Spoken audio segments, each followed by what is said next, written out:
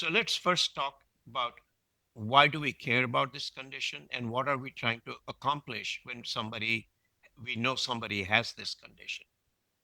So we already said that frequently patients with MASLD, they have risk factors such as obesity, diabetes, etc.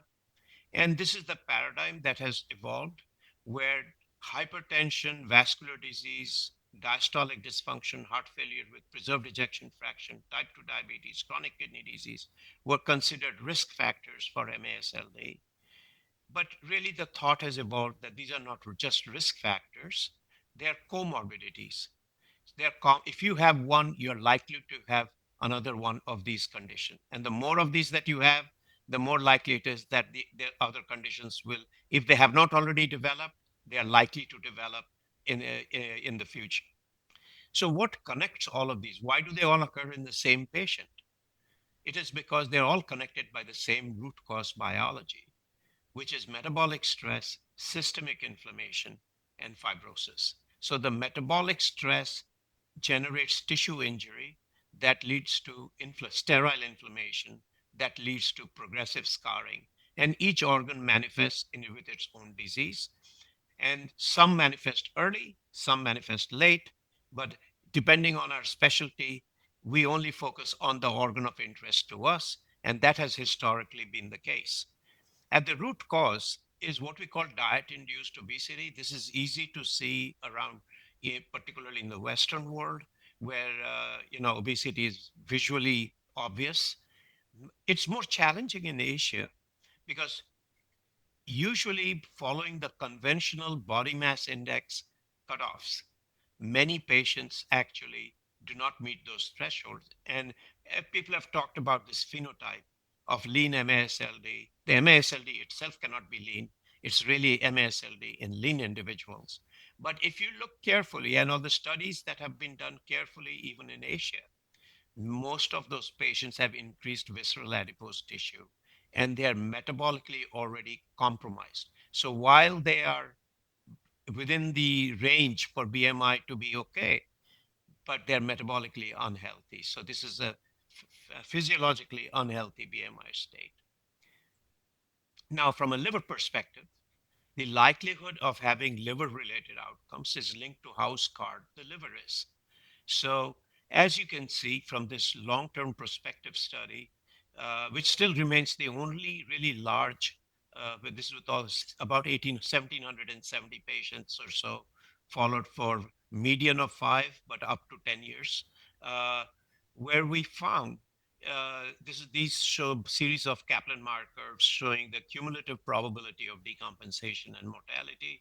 And you see that the cirrhosis line at the top clearly separates itself from the others at the bottom. It starts separating with bridging, but clearly once you get to cirrhosis, something dramatically changes. So you are now on a fast track towards mortality. And therefore, prevention of cirrhosis historically has been a very important goal of management. And of course, once you get to cirrhosis, you want to prevent progressive portal hypertension, decompensation, hepatocellular carcinoma, and eventually mortality. Now, we've been talking about all of these different things, but what we have learned now is that if the cardiologist is interested in the heart, we liver guys are interested in the liver, but we're all talking about the same patient. So if we look at the sequence of events within our patient, uh, some interesting trends appear. So first, when you see over here are three graphs, and these are data from the CDC, and we sort of published this while back. And what you see are three consecutive curves. This shows the cumulative incidence, cumulative obesity incidence, NAFLD incidence, and diabetes trends incidence. And what you're seeing is that after the 90s, we got this surge of obesity. Then you have the fatty liver. For that cohort, if you follow them out, their fatty liver developed later and diabetes came after that. So sequentially, liver actually gets affected early in the course of the disease. Diabetes is a later manifestation when you have lost beta cells. So now let's really think about this in two ways. One, to consider MASLD as a central player in all of this, which will provide clarity to our therapeutic goals, and look at the clinical data to support MASLD as a key element to improve the overall health of patients. So this is summarizing a lot of data with over 1 million patients. But what it basically shows is that after you have adjusted for all the usual confounding variables, MASLD is associated with increased cardio, renal, and metabolic outcomes. So the hazard ratio, which shows how the risk of developing these outcomes, for MACE, it's 40% increased. For type 2 diabetes, 160%. The hazard ratio is 2.6. Similarly, for kidney, it is CKD, it is 1.4. And even for Alzheimer's disease, there is an impact. So there is a broad footprint of increased cardio-renal metabolic outcomes if you have fat in the liver, regardless of how severely impacted the liver actually is. And there's biology to base that to support this. So this is the only basic science I show you, I promise you. So you start with a basic molecule, acetyl-CoA, which can go to either triglyceride or cholesterol synthesis. And these are used to form what are called very low density lipoproteins, or VLDL, which are exported from the liver. And the VLDL is then modified in the periphery by lipoprotein lipase that removes triglyceride, leaving a cholesterol enriched particle that we know as LDL. And this is the LDL that lands in our coronary artery and leads to uh, myocardial infarction, the leading cause of death worldwide. So, if you look at the liver in these patients, you will see, despite accumulation of fat, there's an upregulation of HMG-CoA reductase and its transcriptional regulator, SREBP2. And this is also shown at the level of, within the different patient groups, you're seeing actual physiologically, this is measuring the amount of uh, cholesterol and triglyceride being synthesized. That is also increased. So there is a biological basis for this. Now, conversely, the more features of metabolic syndrome that you have, you will see over here the risk hazard ratio for liver outcomes keeps increasing with two metabolic syndromes, 1.5, with a full six metabolic syndrome, that hazard ratio increases to 4. So again, there's bidirectional movement between the liver. Not only does the liver impact the risk of these other conditions, but these other conditions also impact the risk of liver outcomes. So this then provides us our model for disease development in the liver and also our targets for therapy. So the model that has arrived, and this is obviously a simplified version, but it works, where it is really a four-step process, starting with excess delivery of fatty acids and sugar to the liver because of metabolic syndrome and insulin resistance, which then turns on the liver's metabolic machinery, which goes into overdrive. The liver cannot maintain it, so the tissues you start accumulating injured organelles that leads to cell stress, cell death, which triggers an inflammatory response. And chronic inflammatory responses lead to fibrosis, which eventually result in cirrhosis. Well, it turns out, after we've gone through all of this, that this is not only the core pathway for cirrhosis, but many of these are recapitulated in the context of heart failure and islet cell loss that leads to type 2 diabetes, bringing us back to our clinical paradigm that these are all not just risk factors, but they are actually comorbidities connected by common biology. So, in our patients, then, there is a progression where you start with fat in the liver, progress to steatohepatitis, which then progresses to cirrhosis. And we saw that after cirrhosis, you start having increased outcomes, which then lead you to the cemetery, uh, unless you can get a transplant. But that's really an option for a few privileged individuals. And because of this interconnectivity with all these other organ diseases, the outcomes prior to cirrhosis are largely cardiometabolic and cancer, which accounts for excess mortality, followed by liver in number three position. But once you get to cirrhosis, it flips, where liver starts becoming progressively the driver of outcomes. And then cardiometabolic becomes second. All cause cancer then starts relatively dropping, but it doesn't disappear.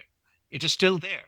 It's just that the liver becomes the driver as you get to cirrhosis and portal hypertension, because most of the liver deaths are linked to the liver. Now, from there, the field continues to mature. And one of the things we found that is that the more advanced the liver disease is, the greater is the risk of developing these other metabolic conditions. So first we said if you have fat in the liver, you're at greater risk. Now we're saying it's not just the fat, but the more scarred up your liver, the greater is the likelihood that these other conditions will develop. So if you look at the incidence of hypertension in MASLD patients at stage 0 to 2, it's 6.5 per 100 person years, but it jumps as soon as you get to bridging fibrosis to 12.2 and then 14, and the general population incidence, depending on which age group, et cetera, you look at, is between 5 and 8.5%.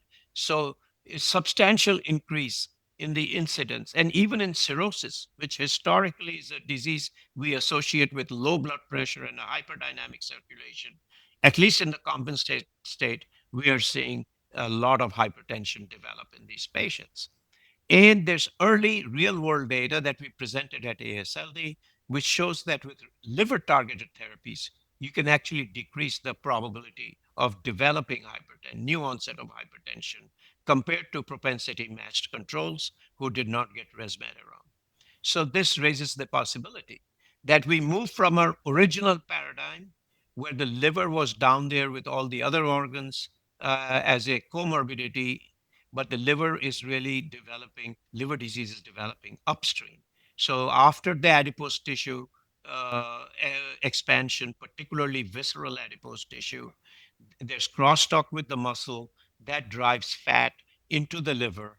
And then the liver disease itself is playing a role in the development of cardiorenal and metabolic outcomes, as I've shown over here. So this is the new paradigm where the liver is actually in the causal pathway of the CRM outcomes. And so anything we do for non-communicable diseases, if we do not include a conversation about the liver, we are doing a great disservice to all of the patients who are affected.